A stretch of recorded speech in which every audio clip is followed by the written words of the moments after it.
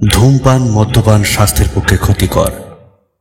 Smoking and alcohol consumption is injurious to health. It causes cancer. Haunted Histories, যার পরদে পরদে রহস্য।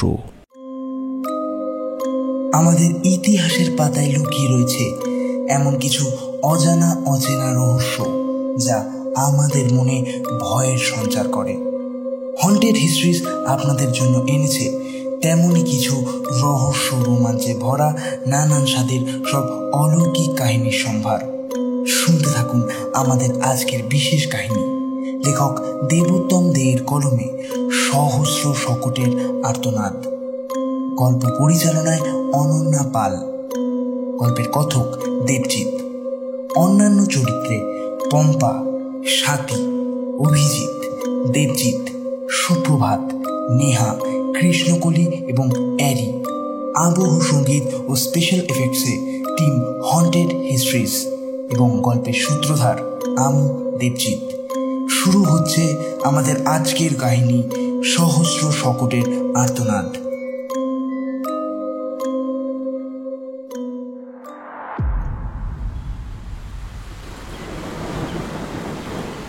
বৃষ্টিটা কখনো কমছে আবার কখনো বাড়ছে।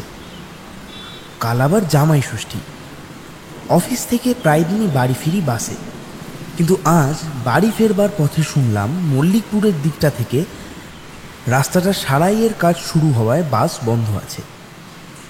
শেষমেশ বাস না পেয়ে শিশিরগঞ্জে দাঁড়িয়ে রয়েছি।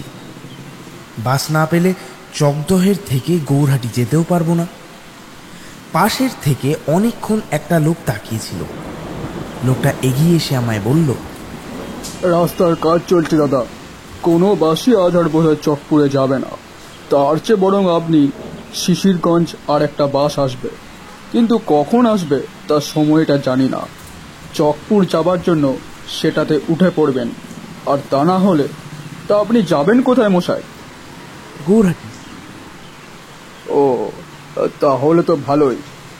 এখানে রাত 11টায় এই শিশিরগঞ্জ স্টেশন থেকে একটা ট্রেন ছাড়বে, ওটাতে উঠে আপনার বাড়ি চলে যাবেন।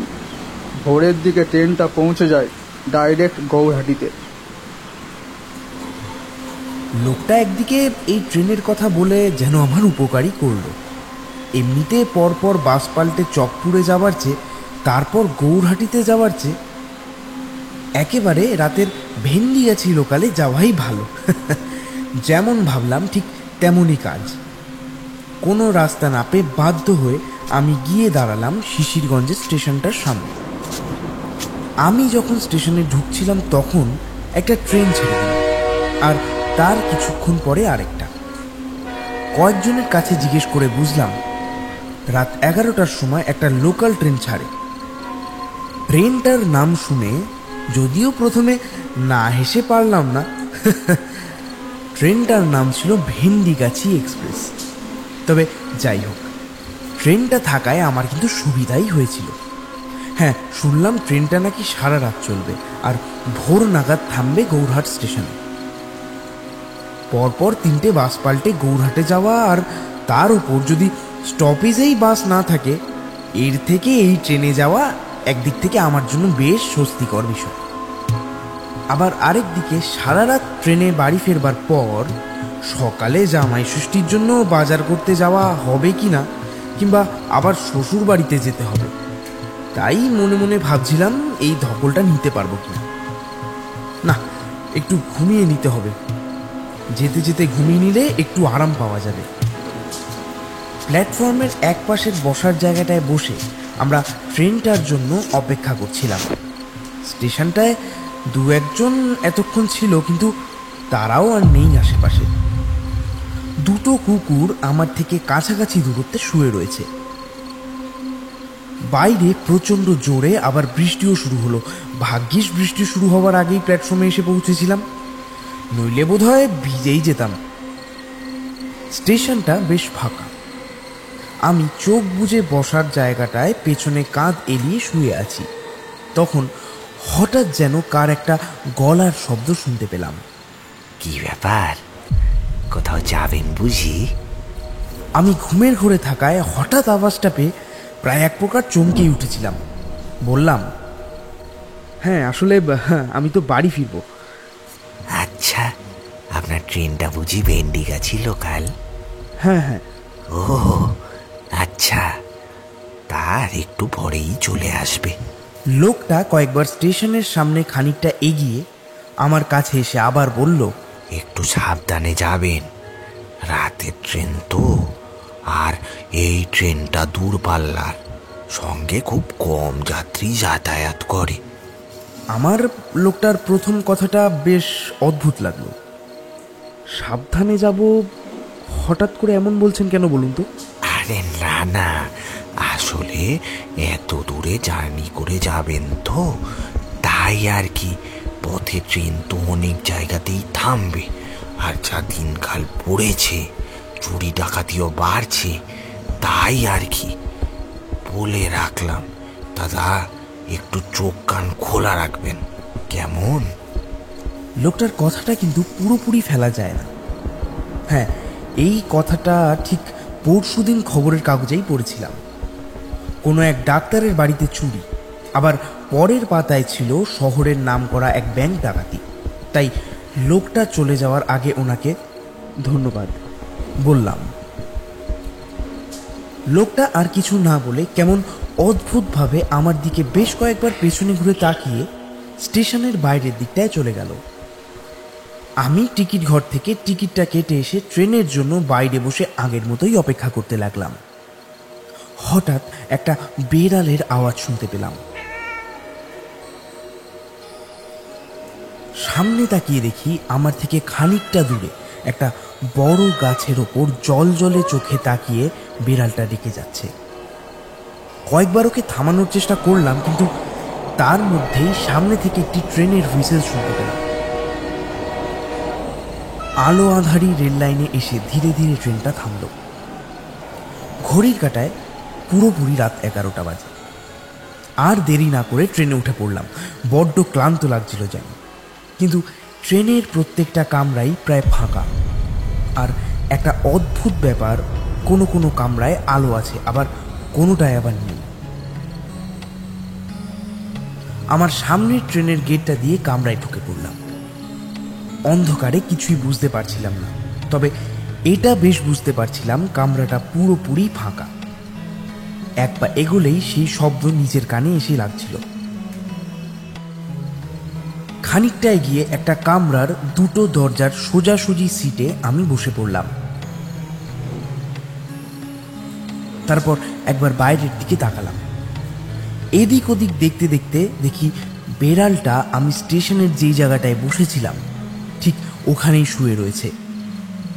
আমাকে দেখে বিড়ালটা আবারও একবার জলজলে চোখে তাকিয়ে রয়েছে, তবে এবারে আর কোনো শব্দ করছে না। মনে মনে ভাবলাম, আমি যেখানে বসেছিলাম সেটা নিশ্চয়ই ওর ঘুমানোর জায়গা। আমি বসেছিলাম সেই জন্যই হয়তো রেগে গিয়েছিল। ট্রেনটা আবার একটা হুইসেল দিল। ধীর গতিতে ট্রেনটা ছাড়লো, কিন্তু বিড়ালটা ট্রেন ছাড়তেই যেন আমার দিকে তাকিয়ে থাকতে থাকতে ওখান থেকে মাথা নাড়িয়ে নাড়িয়ে বেশ জোরে জোরে ডাকতে লাগলো। আমি কিছুই বুঝতে পারলাম না। ট্রেনটা শিশিরগঞ্জ স্টেশনটা ছেড়ে এগিয়ে চলছিল। আমিও ওপাশ থেকে এবার সরে এসে আমার সোজাসুজি সিটে একটা জানলার পাশের সিটে গিয়ে বসলাম।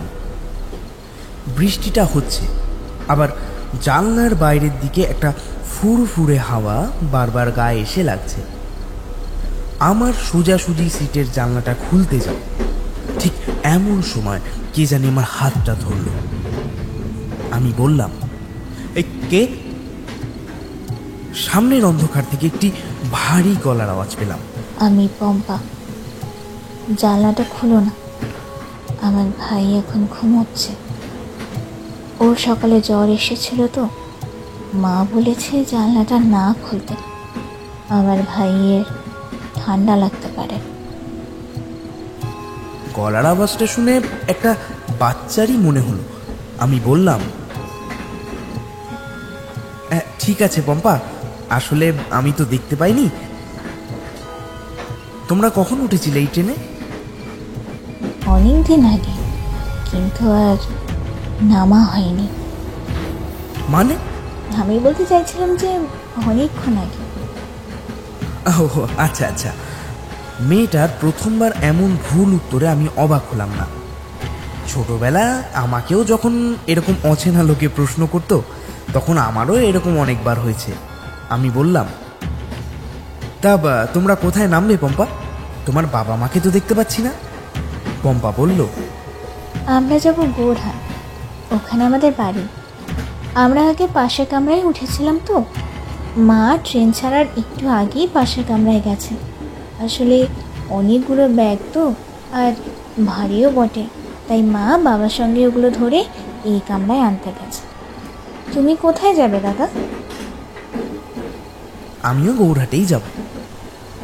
পম্পা বলল, ওর বাবা মা ট্রেন ছাড়বার আগেই উঠেছে, কিন্তু তা কি করে সম্ভব? ট্রেনটায় আমি তো কাউকেই উঠতে দেখিনি। হতে পারে হয়তো আমি খেয়াল করিনি, কিংবা হয়তো ওনারা স্টেশনের অন্য কোনো খানিক অন্ধকার প্রান্তে দাঁড়িয়েছিলেন। মেয়েটা আমাকে বলল, তোমার নাম কি দাদা? গৌরীহাটে তুমি কোথায় যাবে? আমি গৌরহাটের থেকে গোলাবাড়ি পাড়ায় যাব, ওখানে আমার বাড়ি। আর তোমার? আমরা কদমনগর। বাচ্চাটার সঙ্গে কথা বলতে বলতে বেশ ভালোই লাগছিল।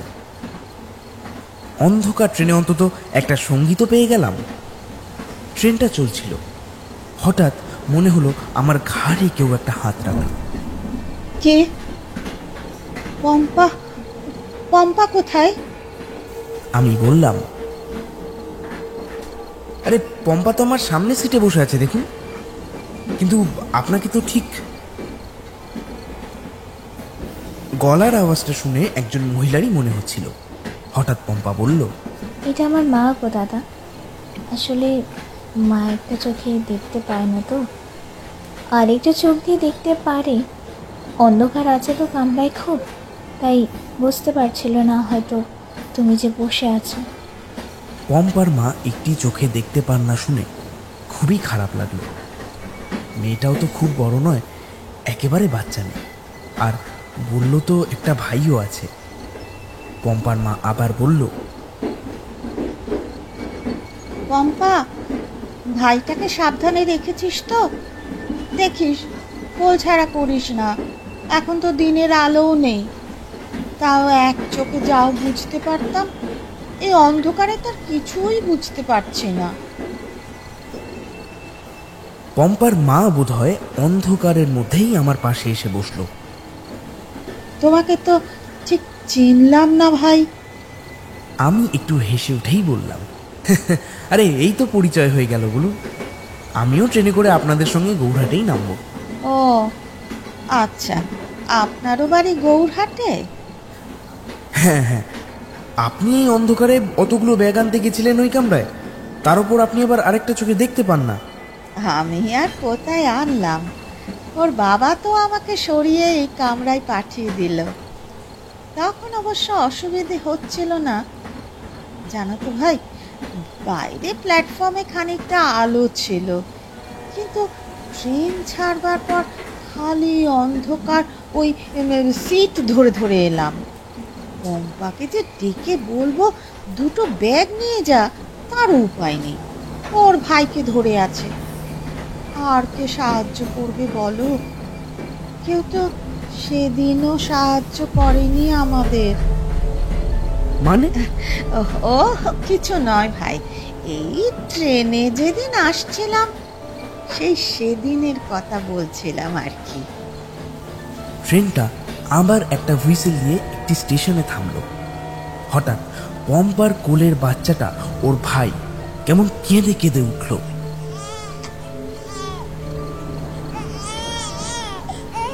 পম্পা দুই একবার ওকে কোলে দোলাতেই বাচ্চাটা চুপ করে গেল। বাইরের দিকে তাকিয়ে দেখলাম আকাশেও এখন মেঘের গুরু গম্ভীর শব্দটা শোনা যাচ্ছে। বাইরের কালচে গাছপাতাও নড়ছে। রেল লাইনের পাশেই বোধহয় একটা বিশাল বড় মাঠ, আর মাঠের মধ্যে ঠিক কোন ফসল বোনা আছে তা ঠিক বুঝতে পারলাম না। আমার পাশে বসে থাকা মহিলাটি আমার পাশেই খানিকটা অংশে জানলায় মুখ এগিয়ে দিয়ে বলল, এই এই স্টেশনটার নাম রাঙাদাঁত। আমি বেশ অদ্ভুতই হয়ে গেলাম। রাঙ্গাদাঁত, এ আবার কেমন নাম? নামটা খুবই অদ্ভুত। কেন ভাই, তুমি এর আগে বুঝি যাওনি এই রাস্তা দিয়ে? স্টেশনের নাম জানো না যে? না মানে আমি তো বাসেই বেশি যাতায়াত করি, ট্রেনেও করি, কিন্তু খুব কম। এই স্টেশনটার নামটা আগে কখনো শুনিনি। মহিলাটি আবার হেসে উঠে বলল, আর চিনবেও না, এই স্টেশন তো ভাঙা পড়েছে কবে। মানে? মহিলাটির কথাগুলো কখনো কখনো এমন অদ্ভুত লাগছে যে কিছুই বুঝে উঠতে পারছি না। সে হেসে উঠে বলল, আরে নতুন স্টেশন বানাচ্ছে বলে সরকার, পুরনোকে আর কে কদর করে ভাই? শুধু মাকড়সার জাল, শ্যাওলা, ভাঙা ইট, জংলি গাছ আর কিছু জমানো স্মৃতি ছাড়া। উনি জানলার বাইরে থেকে আবার মুখ সরিয়ে নিয়ে বসলেন। ভেতরের আবছা অন্ধকারেও বাইরে থেকে খানিকটা হলদে আলো পড়ায় স্পষ্ট দেখলাম মহিলার একটি চোখ নিশ্চল। ট্রেনটি আবার ছেড়ে দিল। রাতের শেষ ট্রেন, অথচ যেন একেবারেই ফাঁকা। কানে একটা মশা ভনভন করছিল মাঝে মধ্যেই, কিন্তু কিছুতেই বুঝে উঠতে পারছিলাম না সেটা কোথায়। বিরক্তের সঙ্গে চেঁচিয়ে উঠে বললাম, ধ্যাৎ, এই অন্ধকারে বুঝতেও পারছি না মশাটা কোথায়। আমার পাশে বসা মহিলাটি কেমন ধীর গলায় বলল, আস্তে কথা বলুন ভাই, আস্তে বলুন। আমার ছেলে মেয়ে দুটো ঘুমোচ্ছে, দেখছেন না? ওদের অনেক কষ্ট, একটু ঘুমিয়েছে। আর এই ট্রেনের বেশিরভাগ আলোগুলোই তো আগাগোড়াই নষ্ট। এই ট্রেনে তো রাতে কেউ বেশি ওঠে না, তাই বোধহয় সারাইও করে না। সিটে হেলান দিয়ে ঘুমানোর চেষ্টা করতে লাগলাম। চোখের পাতা দুটো বুজে আসছিল ঘুমে। হঠাৎ ওই বাচ্চাটা যেন কেঁদে উঠল একেবারে আমার কানের কাছে। একবার সামনের দিকে তাকিয়ে দেখলাম, না, আমার সামনে কেউ বসে নেই। একবার পাশ ফিরে দেখলাম পম্পা ওই বাচ্চাটিকে নিয়ে আমার পাশে এসে বসেছে। বাচ্চাটাকে দোলাতে দোলাতে পম্পা বলছে, কাঁদে না ভাই, এই তো মা পাশে বসে আছে। বাচ্চা মেয়েটিকে দেখে বড্ড মায়ায় পড়ে গেলাম। এখানে আসার পর থেকেই আমার সামনের সিটে একভাবে ওর ছোট্ট ভাইটাকে ওই বাচ্চাটা কোলে জড়িয়ে বসে আছে। ওইটুকু একটা মেয়ে, তবে ওর মা একটা চোখে দেখতে পায় না। এর জন্যই বলেছিল বোধহয় ওদের অনেক কষ্ট। হ্যাঁ ভাই, ঠিকই ধরেছেন। আমি ভালো দেখতে পাই না, তাই নিয়ে অনেক অসুবিধা হয় মাঝে মধ্যে। আমার ভাগ্যিস এমন একটা মেয়ে আছে। ভাই হবার পর আমার এই মেয়েটা যেন ওকে সবসময় আগলে রাখত। আর এখনো বুঝলাম না যে উনি আমার মনের কথা কি করে ঠিক বুঝে গেলেন। আমি আরেকবার জানলার দিকে তাকালাম। পম্পার মা আবার বলল, কি রে মা, ঘুমো? এবার ভোর ভোর ট্রেন থেকে নামতে হবে তো। ওই দেখ দেখ, তোর ভাই তোর দিকে কেমন চেয়ে আছে। দিদি আর ভাইয়ের কি ভালোবাসা। দিদি না ঘুমালে উনিও ঘুমোবেন না। কি টান দুটোর। কথাগুলো বলে মহিলা কেমন যেন মৃদু হেসে আবার বলল, ঘুমো তো মা পম্পা, ঘুমিয়ে পড়, তোর বাবা চলে আসবে। আবার জেগে থাকতে দেখলে কিন্তু বকা খাবি। নে ঘুম, ঘুমো এবার ঘুমো। কিন্তু পম্পা ওর মায়ের কোনো কথা না শুনে আমার দিকে ঘুরে বলল, দাদা, আমাকে একটা গল্প বলো না। গল্প? কিসের গল্প তুমি শুনবে আমার থেকে, বলো। পম্পার মা বলল, ভূতের গল্প একটা শোনাও ভাই, আমার মেয়ে শুনতে খুব ভালোবাসে ভূতের গল্প। আমি খানিকটা হেসে বললাম, আমি ওসবে বিশ্বাস করি না, ওসব আবার হয় নাকি? আমার কথাটা শেষ হতেই বাইরে কোথাও জানি প্রচণ্ড জোরে একটা বাজ পড়ল। আমি হাত দিয়ে শক্ত করে আমার কান দুটো চেপে ধরে পাশ ফিরে তাকাতেই জানলা দিয়ে ঢোকা বিদ্যুতের স্বল্প আলোর ঝলকানি দেখতে পেলাম, এবং সেই আলোতে আমি দেখলাম আমার পাশে কেউ বসে নেই। তাহলে ওই পম্পা আর পম্পার মা আর ওই বাচ্চাটা, আরে ওরা কোথায় গেল? একবার চারিদিকে ওরা ঠিক কোথায় আছে তা দেখবার জন্য চারিদিকে তাকাচ্ছি। এমন সময় সামনে থেকে পম্পা বলল, কি হলো দাদা, ভয় পেলে বুঝি? এমন কান চেপে ধরে চমকে উঠলে? আরে না না, এই তোমরা কোথায় গেছিলে বলো তো? আমি দেখলাম আমার পাশে কেউ বসেছিল না। পম্পার মা বলল, কি যে বলো তুমি ভাই, আমরা তো তোমার পাশেই বসে আছি। আর বিদ্যুতের আলো, বিদ্যুৎ কখন পড়লো তুমি তো দেখলাম কেমন নিজেই কানে হাত চেপে ধরে আমাদের দিকে তাকালে। কি বলছে এরা? এত জোরে একটা বাজ পড়লো আর এরা কিচ্ছু টের পায়নি?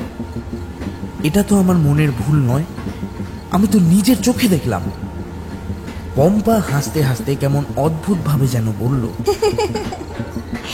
দাদা ভয় পেয়েছে, দাদা ভয় পেয়েছে। কথাটা বলতে বলতে পম্পা আমার সামনের সিটে ওই বাচ্চাটিকে জড়িয়ে আবার বসে পড়ল। এরপর পম্পা কেমন কাঁদো কাঁদো গলায় আমার দিকে তাকিয়ে বলল, দাদা ভয় পেয়েছে, দাদা ভয় পেয়েছে। আমি কিছুই বুঝে উঠতে পারছিলাম না, আবার বেশ বিরক্তির সঙ্গে এদিক ওদিক তাকাতে লাগলাম। পম্পার মা বলল, ও ও পম্পা, পম্পা তোকে যে এতগুলো ভূতের গল্প শুনিয়েছি, তার মধ্যে একটা গল্প তোর এই দাদাকে বল না, বল। হ্যাঁ মা, কিন্তু কোনটা যে বলবো বুঝতে পারছি না। আমি শুধুই একলা দর্শক হিসেবে ওদের মা ও মেয়ের কথা শুনে যাচ্ছি। ভোরবেলায় বাড়ি ফিরবো সেটা বাড়িতেও ফোন করে আর বলা হয়নি। মা বাবা আর স্নেহা বোধহয় চিন্তা করছে। এই ভেবে পকেট থেকে মোবাইল বের করে কয়েকবার স্নেহাকে ফোন করলাম। বারংবার রিং হচ্ছে, কিন্তু ও ধরল না। হয়তো ঘুমিয়ে টুমিয়ে পড়েছে, আর রাতও তো কম হয়নি। থাক, যখন দেখবে আমি ফোন করেছিলাম নিজেই ব্যাক করবে। এবার আমারও ঘুম পাচ্ছে। আমি একটা হাই তুলে বললাম,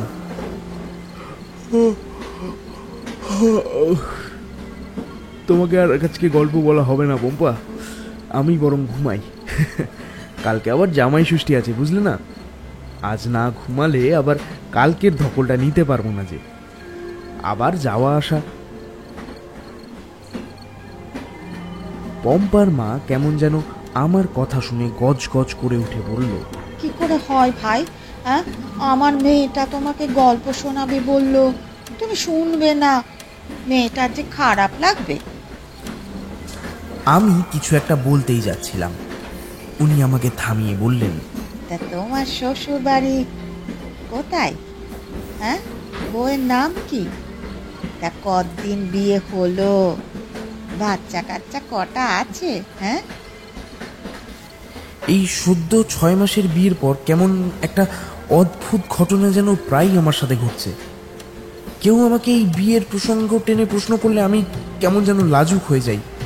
আমি বললাম, আমার শ্বশুরবাড়ি চকপুরে, বিয়ের মাত্র 6 মাস হলো। আমার স্ত্রীর নাম স্নেহা। বাচ্চা টাচ্চা নেওয়া এখন কোনো কিছু প্ল্যান নেই। আজ ভেবেছিলাম চকপুর থেকে যাব, শ্বশুরবাড়ি আছে, কাল না হয় বাড়িতে ফিরবো, ওখান থেকে সকালের কোনো বাস ধরে নেব। কিন্তু কালকে আবার ওখানেই যেতে হবে, তাই আর গেলাম না। আচ্ছা আচ্ছা, তা গৌরহাটে বুঝি তুমি গোলাবাড়ি পাড়ায় যাবে? আমি তো ওনাকে একবারও বলিনি যে আমি গৌরহাটে গোলাবাড়ি পাড়ায় যাব। উনি কি করে জানলেন? আমার আবারও কেমন একটা অদ্ভুত লাগলো ওনার এই কথাটা। পম্পার মা হেসে উঠে বলল, আমি কামরাতেই আসছিলাম অন্ধকার দিয়ে, তখনই পম্পার সঙ্গে গল্প করছিলে না, তখনই আমি আড়াল থেকে সব শুনেছি। হয়তো তাই হবে, উনি হয়তো আসার পথেই শুনেছেন। মহিলাটি আবারও কেমন একটু বসার জায়গাটায় নড়ে চড়ে বসলেন, তারপর বললেন, পম্পা, মা, আমার জাগিয়ে দেখ না, পাশের কামরা থেকে তোর বাবা এখনো আসছে না কেন, দেখ তো। এতক্ষণ তো এসে যাবার কথা। তুই ভাইকে আমার কাছে দেখতে, আমি একটু ধরি।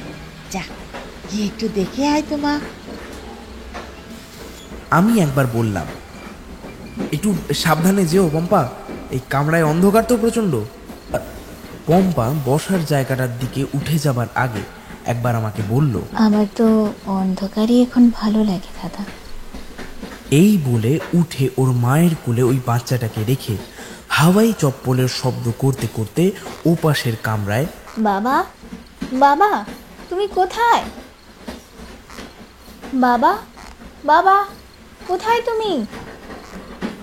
বলে চিৎকার করতে করতে চলে গেল। আমি ওর মাকে বললাম, আচ্ছা পম্পা এমন কেন বলল, ওর অন্ধকার ভালো লাগে? পম্পার মা বলল, ও আসলে ছোট থেকে অন্ধকারে থেকেছে, আবার মায়ের এক চোখের গাঢ় অন্ধকারও দেখেছে। মেয়েটার বাবা বাড়িতে থাকলে ওই অন্ধকার গ্রামের রাস্তা ধরেই কখনো কখনো ডাক্তারও ডেকে এনেছে। ও আলো থেকেও অন্ধকারকে ভালোবাসে। আমাদের বাড়ির রান্নাঘরে তো আলো নেই, আর একবার চোখের ডাক্তার দেখানোর পর ডাক্তারবাবু আমাকে বলেছিল যে আমার চোখের অবস্থা ভালো নয়, একটাতে তো দেখতেই পাই না, আর একটাও নাকি নষ্ট হবার সম্ভাবনা রয়েছে। তাই উনুনের পাড়ে যাওয়া একেবারে নিষেধ। ঘরে কেরোসিনও থাকতো না, কখনো কখনো কুপি জ্বালাতেও পারতাম না। তাও মেয়েটা আমাদের পাশের বাড়ির গা লাগোয়া বাইরের হলদে আলোখানা যতক্ষণ জ্বলতো ততক্ষণে রান্না করে ফেলতো। দিনে অসুবিধে হতো না, রাতে ওই আলো আমাদের রান্নাঘরের সামনে এসে পড়তো। মেয়েটা বেড়ার একটা অংশ ভেঙে জানলা করে নিয়েছিল, সেখান থেকে আলোটা ভেতরে পড়তো। কিন্তু যখন পাশের বাড়ির লোকেরা এটা বুঝতে পারলো যে ওদের বাড়ির জ্বলা আলোই আমরা রান্না করছি, তখন ওরা সাঁঝবেলাতেই আলো নিভিয়ে দিত। মেয়েটা তখন ওই অন্ধকার রান্নাঘরে বসে কিচ্ছু বুঝতে না পেরে কাঁদতো। বরাবরই খুব শান্ত মেয়েটা আমার, কিন্তু কোথা থেকে যে কি হয়ে গেল। মানে? কিছু না, আশা করি তোমারে খানিকটা বোঝাতে পেরেছি মেয়েটার আমার অন্ধকার কেন ভালো লাগে। হ্যাঁ, তার বলতে কিছু মনে না করলে একটা প্রশ্ন করব? হ্যাঁ ভাই, কর। কিছু মনে করবার কি আছে?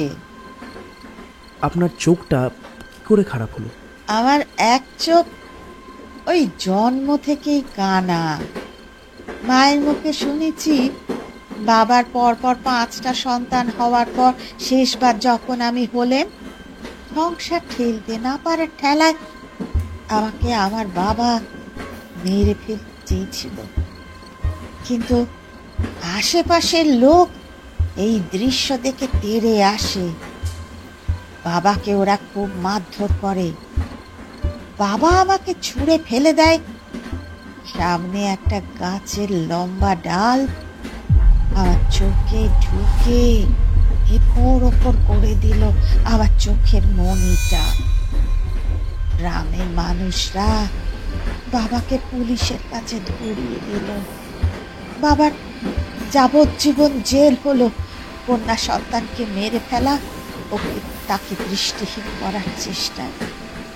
মা একাই আমাদের 5 ভাই বোনকে বড় করছিল ধার দেনা করে।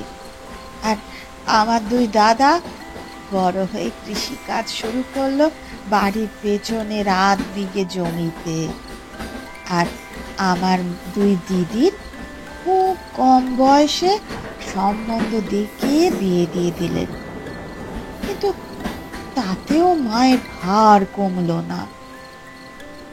আমার ছোট্ট একটা ভাই আর আমি তো ছিলাম এখনো মায়ের সংসারে। মা আমাকে বিয়ে দিতে চায়, কিন্তু এক চোখ অন্ধ মেয়েকে কে বিয়ে করবে? আমি মায়ের গলগ্রহ হয়ে ঘরে পড়ে থাকলাম। এছাড়া আবার গায়ের রং ছিল চাপা, তাই পরপর 10টার মতো সম্বন্ধ দেখার পরেও আমাকে মা পার করতে পারলো না। শেষমেশ ঘটক একটা বাপ মানে এমন একটা ছেলের সম্বন্ধ নিয়ে আসলো। ছেলের নাম ছিল নিতাই। ওই হাটে চুড়ি ফিতে ইত্যাদি মেয়েদের ওই শৌখিন সামগ্রী বিক্রি করত। একা সংসার। আমারও বাইরে ঘোমটার আড়াল থেকে ওকে দেখে বেশ মনে ধরে। আমার একটা চোখ অন্ধ হওয়ার পরেও আমাকে বিয়ে করবার জন্য প্রথম দেখাতেই উনি রাজি হলেন। মায়েরও বোঝা কমলো একদিকে, আর মেয়েকে বসিয়ে বসিয়ে খাওয়াতে হলো না। সত্যি কথা বলতে সেদিন আমার একটু অহংকার হয়েছিল বটে। বেশ কয়েকটা পাড়ার যুবতী মেয়ে যারা আমাকে বলতো, ওই দেখ হেমাকা নিয়ে আসছে। খুব খারাপ লাগতো ওদের কথায়, কিন্তু সেদিন আমার বিয়ে হয়েছিল। সেদিন বুঝেছিলাম যে মানুষ ভালোবাসলে রোগ শোক প্রতিবন্ধকতা কিচ্ছু না মেনে দায়িত্ব নিতে নিজেই হাত বাড়িয়ে ফেলে। তারপর বছর ঘুরতে এই 2টো কোলে এলো। আস্তে আস্তে পম্পা বড় হলো, তারপর ওর ভাইটাও। ট্রেনটা আবার একটা স্টেশনের সামনে এসে দাঁড়ালো হুইসেল। আমি বললাম, সত্যি শুনে খুবই খারাপ লাগলো। পম্পার আর কতই বা বয়স হবে? আমাদের দেশে আগাগোড়াই এই সমস্যাটা ছিল। কম বয়সে মেয়েদের বিয়ে দিয়ে দেওয়ার পর বছর ঘুরতেই 3-4টে বাচ্চা, আর শেষমেশ পরিবার না টানতে পেরে অপরাধ। এখন যদিও কিছু কিছু জায়গায় এসব দেখা যায়, অপুষ্টিতে একটা সচ্ছল পরিবেশ না পেয়ে জন্মের পর থেকেই ওদের যেন নিজেদেরই বাঁচার লড়াই করতে হয়। পম্পার মাও হয়তো সেই পরিস্থিতির শিকার। মহিলাটি আপন মনে আমার পাশে বাচ্চাটিকে কোলে দোলাতে দোলাতে বলে চলেছে, ও বাবা, খিদে লেগেছে বুঝি? সোনা বাবা আমার, সোনা বাবা আমার, খিদে লেগেছে। ও সোনা বাবা। ওনার কথাগুলো যেন বিহল হয়ে পড়লাম। ছোটবেলায় আমারও আবছা মনে আছে, বাবা শহরের স্কুলে চাকরির জন্য সকাল সকাল বেরিয়ে যাবার পর মা আমাকে ঘুম থেকে তুলে এইভাবেই কখনো কখনো কোলে নিয়ে থাকতেন, খাইয়ে দিতেন, স্নান করিয়ে দিতেন। সত্যি মায়ের মতন যেন কেউ আপন হয় নাই পৃথিবীতে।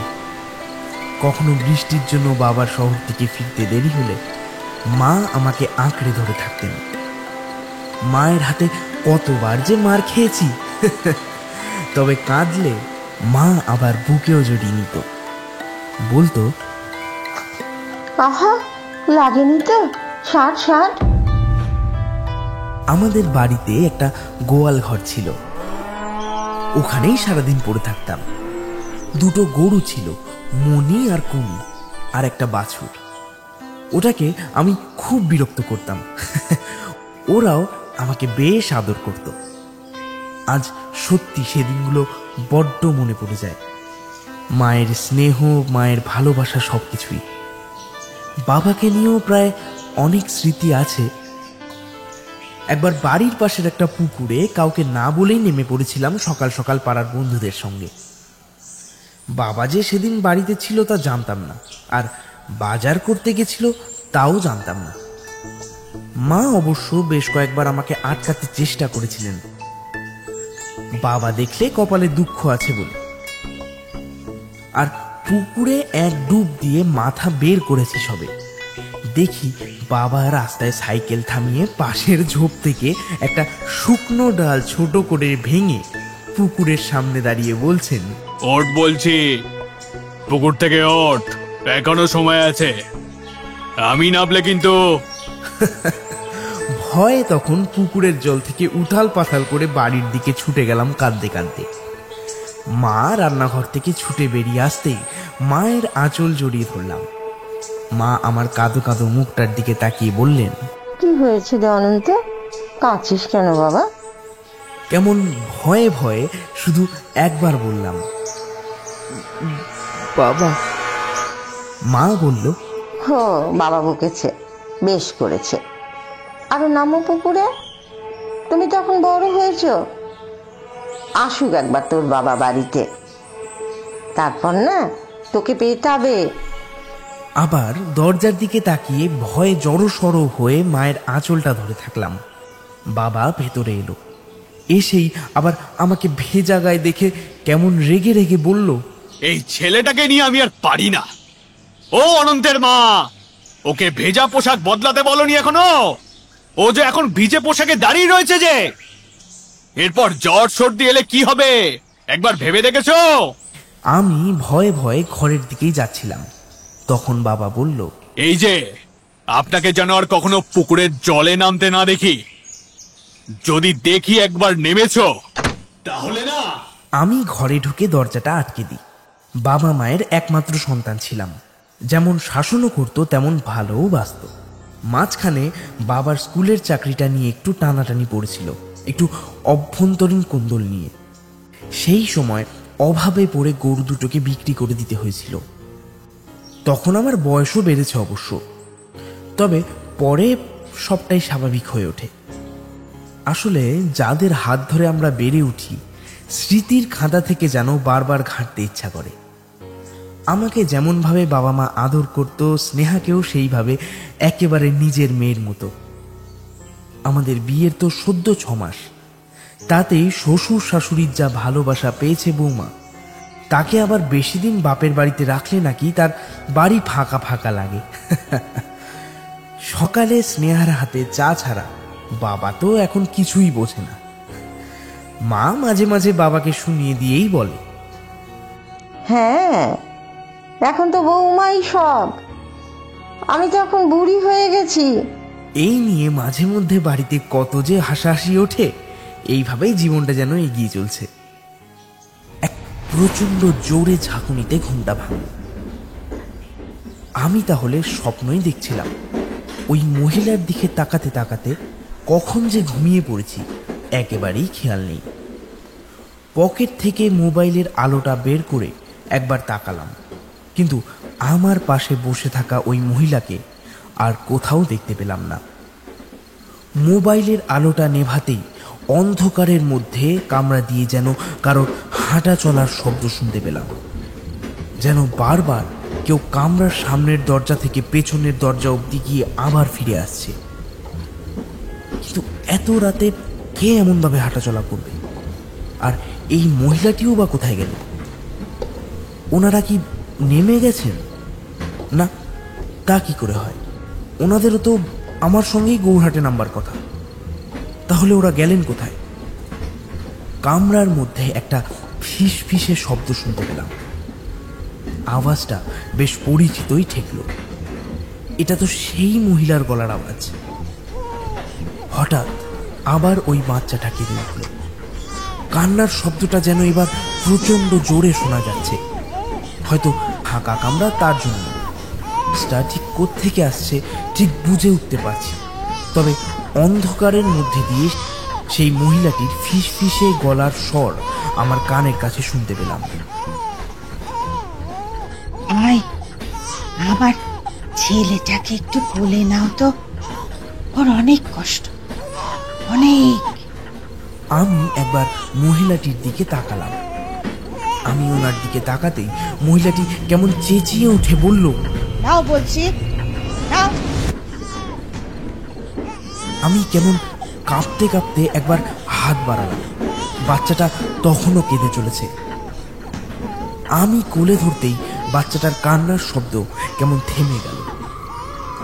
মহিলাটি কামরার মাঝখানের রাস্তাটা দিয়ে হাঁটতে হাঁটতে কেমন একটা অদ্ভুত হাসি হেসে কোথায় জানি অন্ধকারের মধ্যেই চলে গেলেন।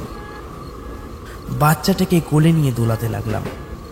বাচ্চাটা যদি আবার কেঁদে ওঠে, তাই অন্ধকারের মধ্যেই ওকে কোলে নিয়ে দোলাতে লাগলাম। কিন্তু ওর মা এই অন্ধকারে হঠাৎ গেল কোথায়? আর পম্পাই বা কোথায় গেল? ও তো অনেকক্ষণ বাবার সঙ্গে ব্যাগগুলো আনার জন্য পাশের কামরায় গিয়েছে। বাচ্চাটাকে কোলে দোলাতে দোলাতে একটা অদ্ভুত জিনিস অনুভব করছি। আমার অদ্ভুতভাবে ঠান্ডা লাগছে। বৃষ্টিটা হয়েছে তার জন্যই নাকি? কিন্তু এত ঠান্ডা তো আগে কখনো বৃষ্টি হলেও আমার লাগেনি। হয়তো ট্রেনের জানলাটার থেকেই বাইরের হাওয়াটা এসে গায়ে লাগছে, তার জন্যই আমার এমন ঠান্ডা লাগছে। জানলাটা আটকাতেই যাচ্ছিলাম, হঠাৎ আমার সামনের সিটটা থেকে পম্পার গলার আওয়াজ শুনতে পেলাম।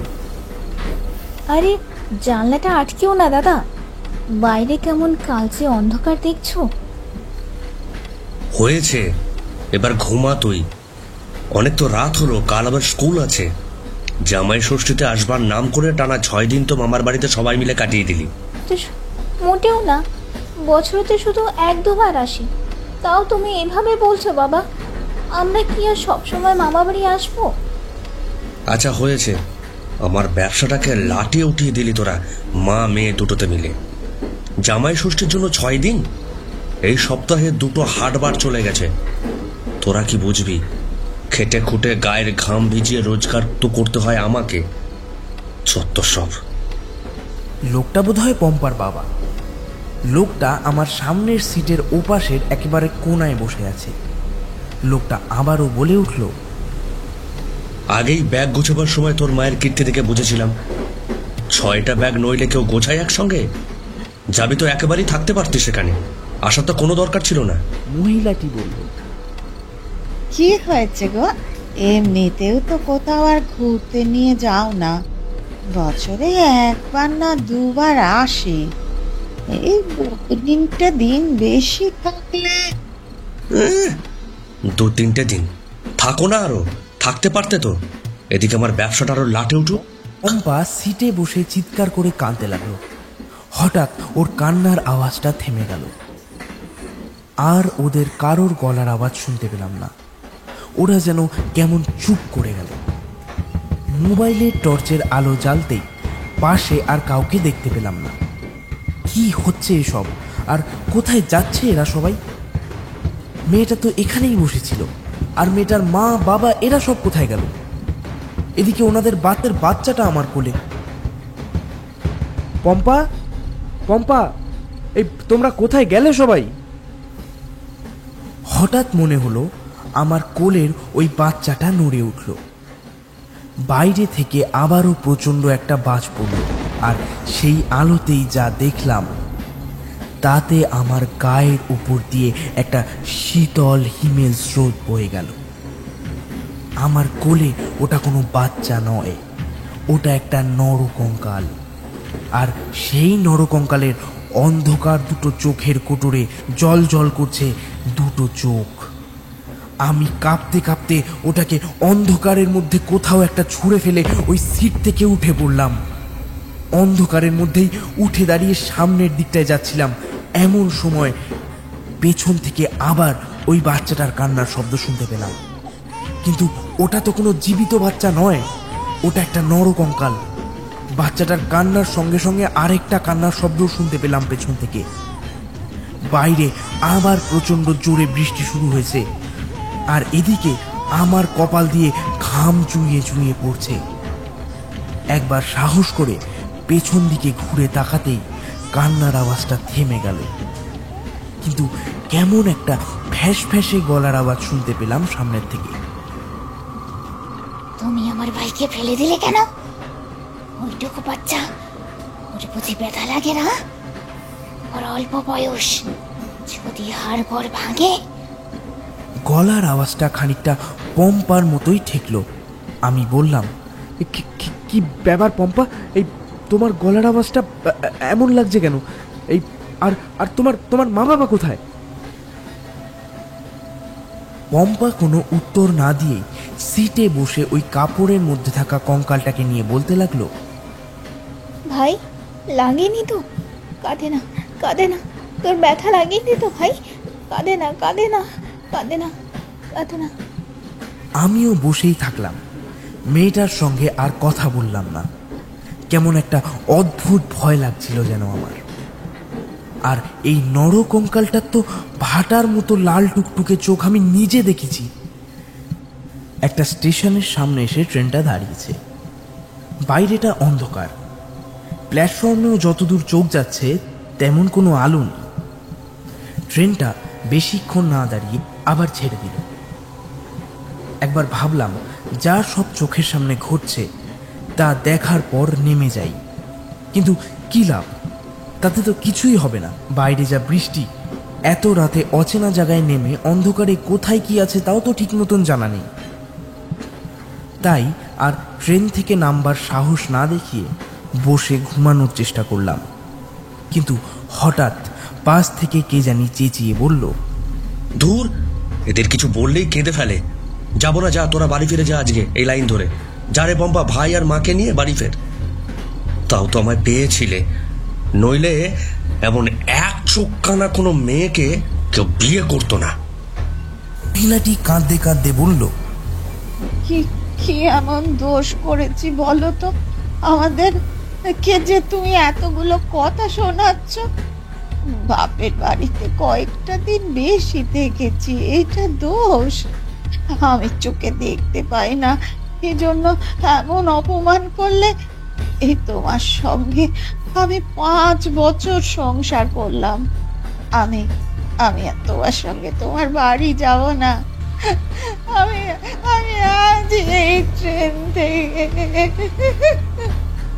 পম্পা ওর মায়ের আঁচলটা সিট থেকে উঠে শক্ত করে জড়িয়ে ধরল। অন্ধকারের মধ্যেও বুঝতে পারলাম সেটা। আমি ওনাদের থামানোর চেষ্টা করলাম, কিন্তু কোনো লাভ হলো না। বুঝতে পারছি না কি করব।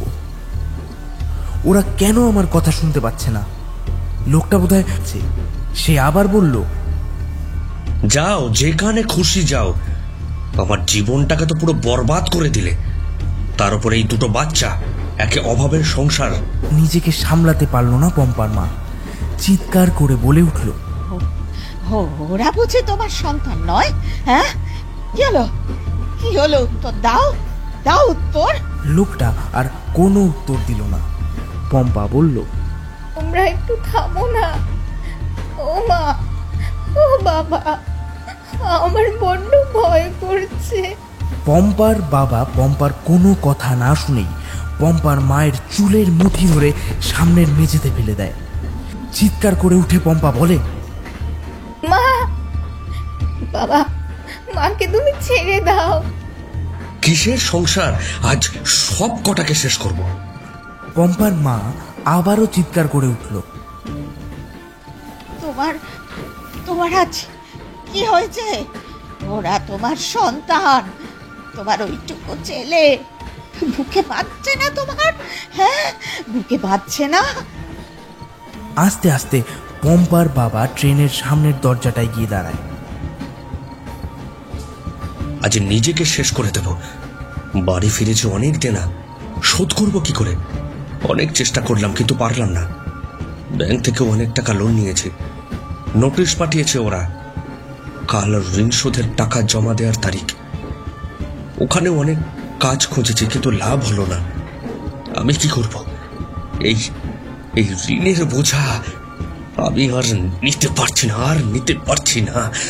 তাই তাই তাই ট্রেনের বাইরের সিঁড়িতে পা দিয়ে দাঁড়িয়ে ছিল পম্পার বাবা। পম্পার মা এগিয়ে গেল কাঁদতে কাঁদতে, কিন্তু তার আগেই স্লিপ কেটে পম্পার বাবা ট্রেন থেকে ছিটকে বাইরে পড়ে যায়। পম্পার মা ছুটে যায় সেদিকে। পম্পার বাবাকে বাঁচাতে গিয়ে ওর মাও ট্রেন থেকে ঝাঁপিয়ে পড়ে, আর মায়ের সঙ্গে শাড়ির আঁচল ধরে দৌড়াতে দৌড়াতে পম্পাও ট্রেন থেকে বাইরে পড়ে গেল। কি হচ্ছে এসব কিছুই বুঝতে পারছি না। কি দেখছি আমি চোখের সামনে? এসব এসব এগুলো কি সত্যি নাকি নাকি আমি ভুল দেখছি? বাচ্চাটা অন্ধকারের কামরায় প্রচন্ড জোরে জোরে কাঁদতে থাকে। বাচ্চাটা হাত পা ছড়িয়ে ওকে জড়ানো কাপড়টা নিজেই পেঁচিয়ে নিয়েছে। আমি বাচ্চাটার দিকে যাবার চেষ্টা করলাম, কিন্তু লাভ হলো না। তার আগেই বাচ্চাটা কেমন কাঁদা বন্ধ করে দিল। বাচ্চাটা কি তবে মারা গেল? বাচ্চাটা কি তবে মারা গেল শ্বাসকে? চোখের কোণে যেন কেমন আপনা আপনি জল গড়িয়ে এলো আমার। চোখের সামনে যেন একটা পরিবারকে উজড়ে যেতে দেখলাম। বুকের ভেতরটা কেমন যেন করে উঠল। হঠাৎ আমার পিছন থেকে কে জানি মনে হলো আমার জামাটা টানলো। আমি ঘুরে দাঁড়ালাম। তুমি আমাদের সঙ্গে যাবে না? তোমাকেও আমাদের সঙ্গে যেতে হবে। গলার আওয়াজটা পম্পার মায়ের, কিন্তু এ কি করে সম্ভব? অন্ধকারে মহিলার পাশ থেকে ওই লোকটার গলার আওয়াজও আবার শুনতে পেলাম। হ্যাঁ গো পম্পার মা, উনি তো আবার আগামীকাল জামাই ষষ্ঠী করতে যাবেন। আপনি যেতে পারবেন না, কারণ আমি ভয় ভয় বললাম, কি? আপনি আর এই ট্রেন থেকে বাড়ি ফিরতে পারবেন না।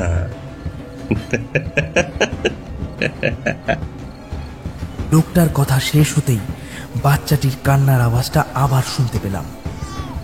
মহিলাটি আমার সামনে দিয়ে এগিয়ে বাচ্চাটাকে কোলে জড়িয়ে নিয়ে বলল, সোনা বাবা, কাঁদে না, কাঁদে না।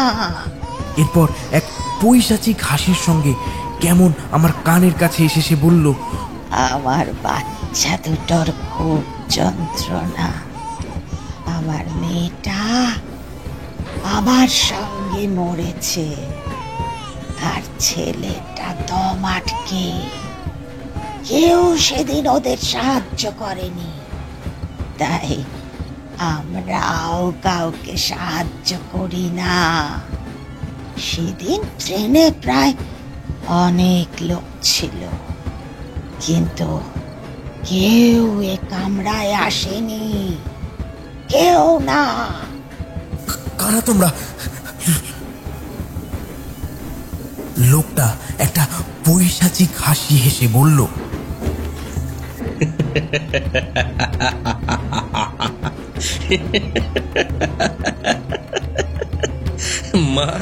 মান আর হুঁশ দুটোই ছিল অভাব, তাই বেশি দিন মানুষ হয়ে উঠতে পারিনি। আর মরে যাবার পর আবার কারো নাম থাকে নাকি?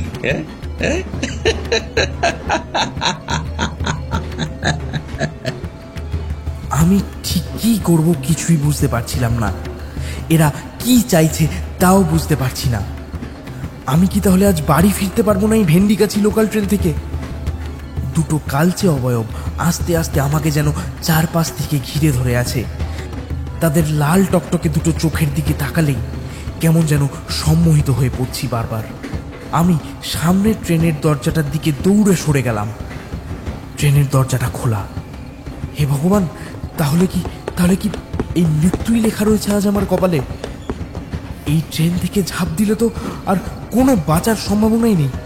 আর এদিকে এই দুটো কালচে অবয়ব ক্রমশ তারা এগিয়ে আসছে আমার দিকে। হঠাৎ ফোনটা বেজে উঠল আমার। মোবাইল ফোনটায় গায়ত্রী মন্ত্র বেজে উঠল রিংটোনে। স্নেহার কল। মোবাইলটা ধরতেই যাচ্ছি, এমন সময় সামনে থেকে ওই কালচে অবয়ব দুটো সম্মিলিতভাবে বীভৎস চেঁচিয়ে আমাকে বলছে, বন্ধ করো মন্ত্র, বন্ধ করো, শুনলে আমার গা জ্বালা করে। আমাদের গা জ্বালা করে, বন্ধ করো। ফোনটা ধরতেই যাচ্ছিলাম, এমন সময় মোবাইলে চার্জ না থাকায় মোবাইলটা সুইচ অফ হয়ে গেল, সঙ্গে গায়ত্রী মন্ত্রটাও বন্ধ হয়ে গেল। সেই অবয়ব দুটো আবার হেসে উঠে বলল, কিছু কি? হলো না তো? কিছু হলো না তো? আজকে তো কি কেউ কেউ আমাদের হাত থেকে বাঁচাতে পারবে না, কেউ না। কেউ না। আমি কি করব কিছুই বুঝে উঠতে পারছি না। হঠাৎ কানে পম্পার গলার আওয়াজ শুনতে পেলাম।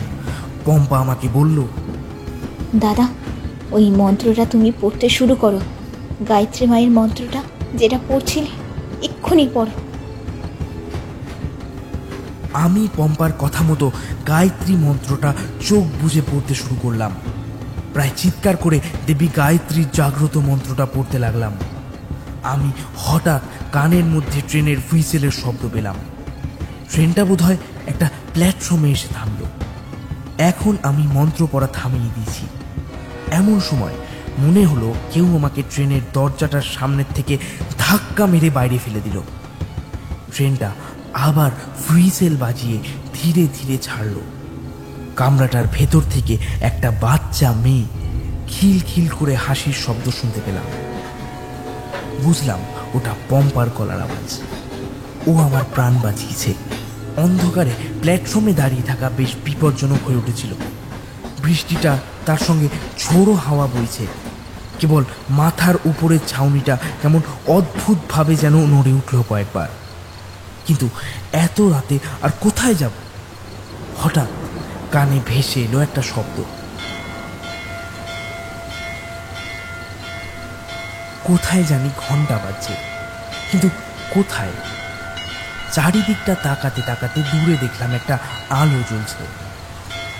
এখানে বোধহয় কোথাও মন্দির আছে। আর দেরি না করে প্ল্যাটফর্ম থেকে সোজা ছুটে গেলাম ওই আলোটার দিকে। কাছে গিয়ে দেখলাম সত্যিই একটা মন্দির। এই আলোটা মন্দিরের সামনেই লাগানো রয়েছে। ঝোড়ো হাওয়া লেগে মন্দিরের সামনের ঘন্টাটা দুলছে। সেই ঘন্টার শব্দ কত দূর যে ভেসে যাচ্ছে তার ঠিক নেই। মন্দিরের ভেতরের বারান্দায় এক পাশে গিয়ে শুয়ে পড়লাম। মন্দিরটা যদিও বন্ধ ছিল, তবুও ঘন্টার আওয়াজটা শুনতে পাচ্ছিলাম। পরদিন সকালে কে জানি আমার শরীর ধরে ঝাঁকুনি দিতেই আমি চোখ খুললাম। দেখি একজন বয়স্ক লোক, সম্ভবত এই মন্দিরের পুরোহিত, আমার সামনে বসে রয়েছেন। তিনি আমাকে বললেন, তুমি কে বাবা? তোমাকে তো আগে এখানে কখনো দেখিনি বাবা। আমি বললাম, অনন্ত, আমি গতকাল রাত্রে ভেন্ডিগাছি লোকাল ধরে গৌরহাটি যাচ্ছিলাম। কিন্তু ঠাকুরমশাই হেসে বললেন,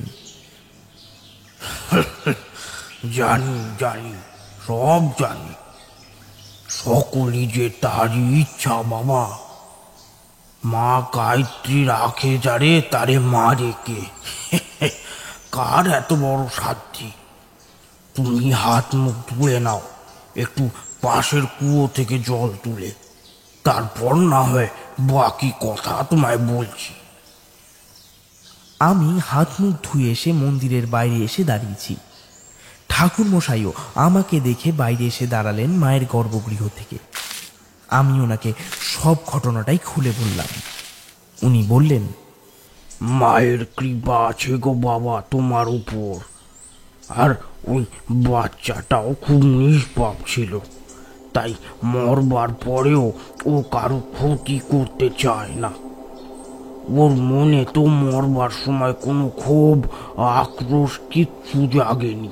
যা তোমার সঙ্গে ঘটেছে তা প্রায় ঘটে ওই ট্রেনে, ভেন্ডিগাছি লোকালে। আজ থেকে কয়েক বছর আগেকার কথা। একবার জামাই ষষ্ঠী সেরে বেশ একটা পরিবার, লোকটার নাম কি যেন ছিল, হ্যাঁ হ্যাঁ মনে পড়েছে, নিতাই। আর বউটার নাম ছিল হেমা, আর বাচ্চা মেয়েটার নাম ছিল পম্পা। ওর ছোট্ট ভাই একেবারেই 2-3 বছর বয়স ছিল। সেদিন ওই জামাই ষষ্ঠীতে বাপের বাড়িতে বেশি দিন কাটানো নিয়েই ঝামেলাটা বেঁধেছিল চৈত্রেনে। লোকটার টাকার জন্য প্রচুর দেনা হয়ে গিয়েছিল। শেষমেশ নাকি ব্যাংকে বাড়িটাও বন্ধক ছিল। লোকটা চুরি ফিতে বিক্রি করত, কিন্তু সেই রাত্রে লোকটা ট্রেন থেকে ঝগড়াঝাটি করে স্ত্রীর সঙ্গে ওই দেনার শোধ করতে না পারার চিন্তায় স্লিপ কেটে শেষমেশ ট্রেন থেকেই পড়ে গিয়েছিল। তারপর তার বউ আর শেষমেশ ওই পম্পা মেয়েটাও মায়ের শাড়ির আঁচল ধরে মাকে আটকাতে গিয়ে স্লিপ কেটে পড়ে যায়। আর ওই ছোট্ট বাচ্চাটি জানি কিভাবে। আমি বললাম, তহমাটকে কাপড়ে মুখ পেঁচিয়ে মারা গিয়েছিল। ঠাকুরমশাই বললেন, তুমি কি করে জানলে বাবা? আমি চোখের সামনে সবটাই দেখেছি কাল, কিন্তু খুব মর্মান্তিক ঘটনা ঘটেছিল ওই ভেন্ডিগাছি লোকাল ট্রেনে। গোটা পরিবারটা। ঠাকুরমশাই বললেন, হ্যাঁ বাবা, তাই ওরা চায় না ভেন্ডিগাছি লোকাল থেকে কাউকে বেঁচে ফিরতে দিতে। প্রতি রাতে ওরা আসে। খুব কম মানুষই আছে যে ওদের পাল্লায় পড়েও বেঁচে ফিরেছে। আর বেশিরভাগ মানুষই যেন ওই ট্রেনে কেমন ভাবে উবে গেছে। ওই ট্রেনে আর কখনো তুমি উঠো না বাবা। মায়ের আশীর্বাদে ভালো থেকো। ঘরের ছেলে ঘরে ফিরে যাও। মা তোমাকে রক্ষা করেছেন। আর তুমি তো বললে গায়ত্রী মন্ত্র যে পড়ে তাকে কেউ ছোঁবে পৃথিবীতে। এমন কোনো শক্তি তার চেয়ে বড় নেই। জয় মা গায়ত্রী, জয় মা। যাও বাবা, মাকে প্রণাম করে এসো। পেছন থেকে একজন মহিলা বলল, ও ঠাকুর মশাই, মন্দিরে পুজো দেব, একটু মন্দিরে আসুন তো দেখি। মন্দিরে পুজো দিয়ে জামাই ষষ্ঠীর জন্য আবার স্বামীর সঙ্গে বাপের বাড়ি যেতে হবে, একটু তাড়াতাড়ি আসুন না। আমাদের কুসুমপুরের বড় মা, এই মা গায়ত্রী তো ভীষণ জাগ্রত। মায়ের থানে পুজো না দিয়ে কোথাও যেতে পারি নাকি বলুন দেখি? আমাকেও বাড়ি ফিরতে হবে। স্নেহা হয়তো অপেক্ষা করে রয়েছে। একবার মায়ের মন্দিরে হাত জোর করে মা গায়ত্রীকে প্রণাম করলাম। মা গায়ত্রীর মন্ত্র রিংটোনে লাগাতে স্নেহাই আমাকে বলেছিল, কিন্তু কখনো তার বিগ্রহ দেখিনি। এক প্রসন্ন বদন দেবী হাঁসের ওপর বসে রয়েছেন। এক হাতে তার বরাভয়, আরেক হাতে বেদের পুঁথি। দেবীর মুখমণ্ডলে স্মিত হাসির আভা। মন্দির থেকে বাড়ি যাব তার জন্য বের হচ্ছিলাম। এমন সময় ঠাকুরমশাই আমাকে বললেন, জানো বাবা, তোমাকে তো একটা কথা বলাই হয়নি। কি ঠাকুরমশাই?